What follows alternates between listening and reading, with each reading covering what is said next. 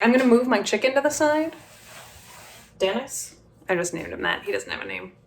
Now he does. Dennis.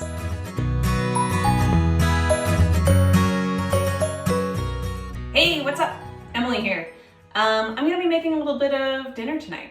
I'm going to be making some ketchup fried rice. I keep hearing about ketchup fried rice and how great it is, and obviously that's up my alley, so I thought I'd just go for it. This recipe, to be honest, is a little bit my own invention, but its bones are legitimate. This is basically the mashup no one asked for of Roy Choi's ketchup fried rice recipe, which is very cool. He's a very cool chef. From his memoir, LA Sun, and then just me Googling what goes into amu rice, the Japanese dish, because I wanted to also have some chicken and mushrooms in here so that it can be dinner. And I didn't want to make an omelet.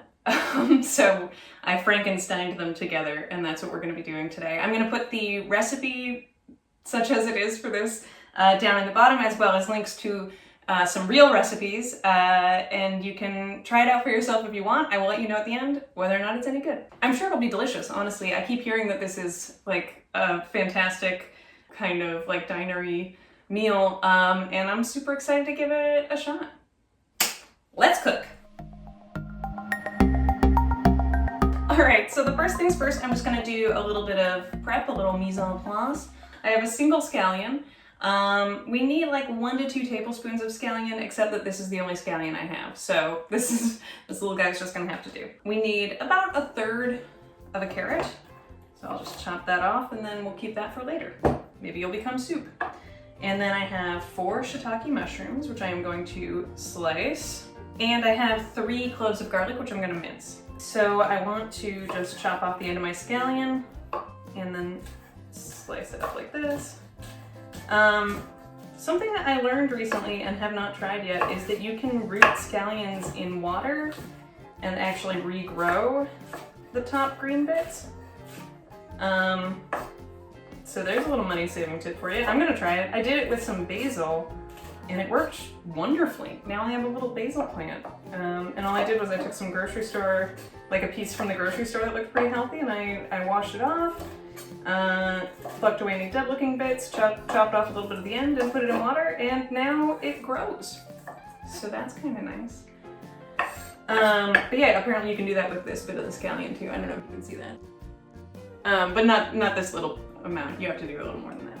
All right, next thing, I'm going to slice my shiitake mushrooms.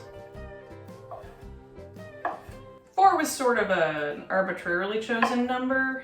It was more about the quantity of shiitake mushrooms that I have than the quantity of shiitake mushrooms that are required. But I think that this is one of those like whatever you've got to work kind of situations. Alright, so mushrooms in a little pile. Next up, carrots. So in theory, in Roy Choi's recipe, it says to mince the carrots. I'm just going for pretty small. I don't really mind some slightly larger carrot chunks. I like a carrot. And these are pretty small. These are pretty small chunks. Knife skills, not my strong point. My strong point is love.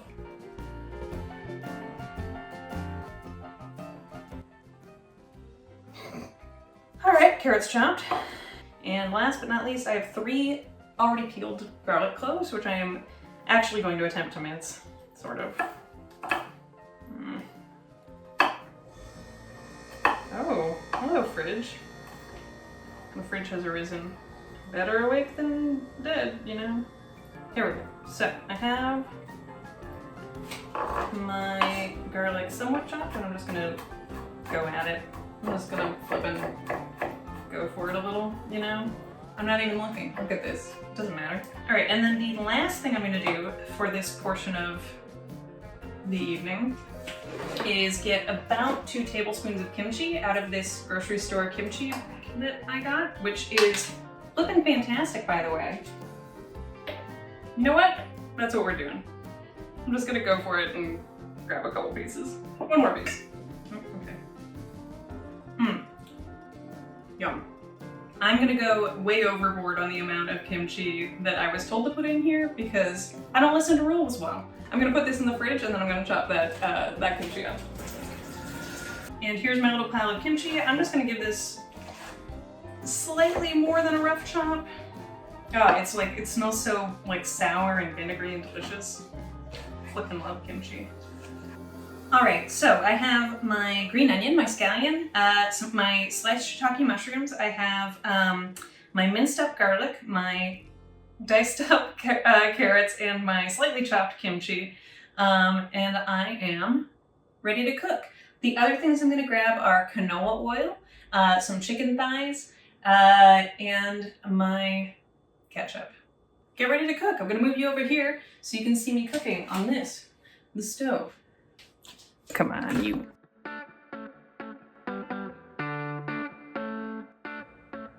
All right, we are over at the stovetop now. I have a large pan. A wok would also work for this. I just don't feel like cleaning our wok because it's large. So I'm going to turn this on to like a medium-high heat. This is going where you can't see it, but it is my already cooked rice. I used jasmine rice only because it was what we had in the house. It was the only rice we had, and it works well. Canola oil. Just a splosh. While that gets hot, I'll show you that this is just chopped up chicken thighs, boneless, skinless chicken thighs that I've chopped up. You can use pretty much any chicken as long as you can chop it up. I mean, wings might be difficult. Chicken, there we go.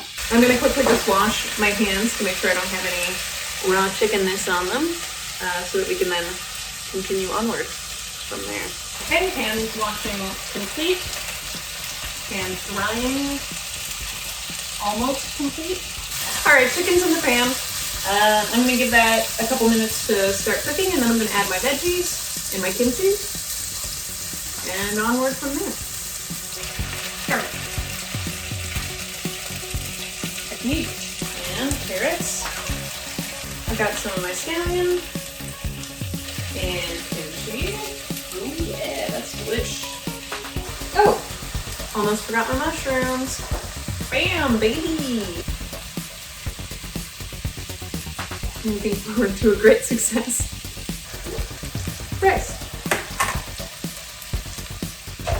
Get back here. Now I'm just gonna kind of break this rice up. Oh no, Emily only has, double ketchup bottle. I figured I'd use the end of the old one. All right, we need 6 tablespoons of ketchup. Boy, oh boy. 5, 6, and another squeeze for good luck. Let's get mixing that ketchup into the rice. All right, I would say that that is just about ready. Might also just take a taste of this and see if it needs anything, since this is my first time making it.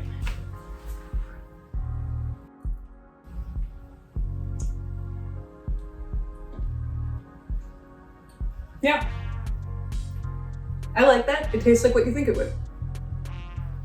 Next thing, I need to fry my egg. Eggs, this is fun. Eggs, look what I can do. Eggs, where is the camera? I might have put a lot of butter in there. That's okay.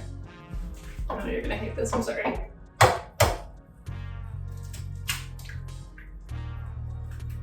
just don't really know any other way of cracking eggs. That's a good start. I'm gonna break in the yolks.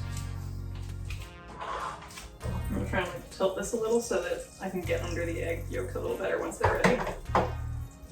So if you are new to cooking, as I so recently was, the way you know when to flip an egg is basically when you can.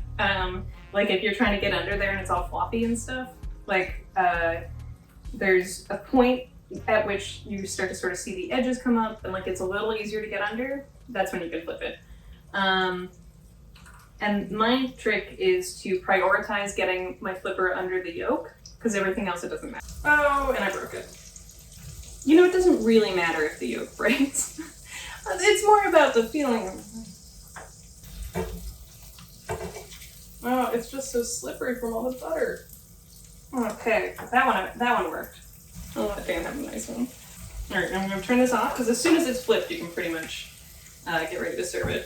So I'm gonna take these guys off the heat. to finish cooking while I serve this up. Please don't break now. Right, and I have gently placed it on top of my rice.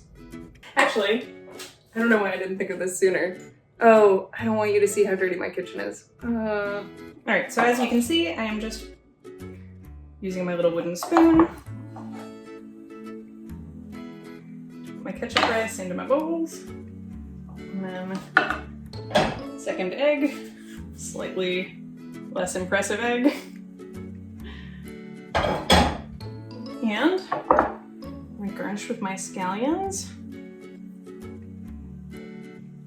Ketchup fried rice with egg, scallion. I'm just doing a little bit of salt on the top. I'm gonna do just a crack of black pepper over the top.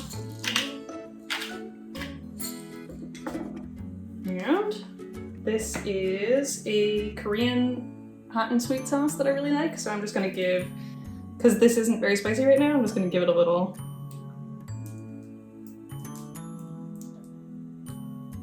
There. All right, and I'm gonna tilt you back up and talk to you. All right, so we are done here. Here is my ketchup fried rice with a fried egg, some gochujang sauce, and some scallions for garnish. Let's grab a fork and try it. All right, let's break that yolk. Yeah.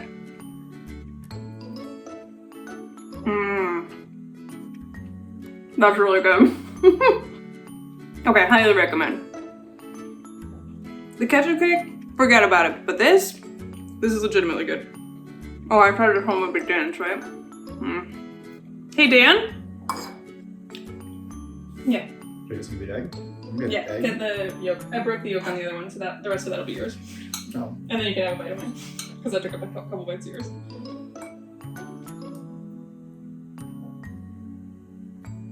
It's good, right? Ketchup fried rice is good.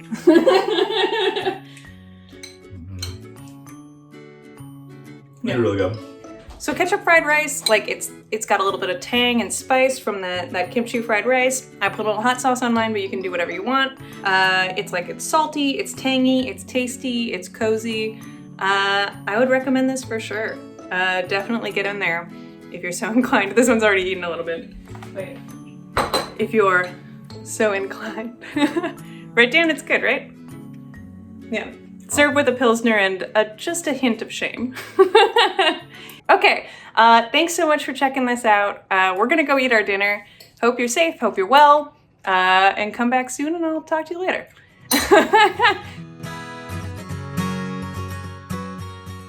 All right, we need 6 tablespoons of ketchup.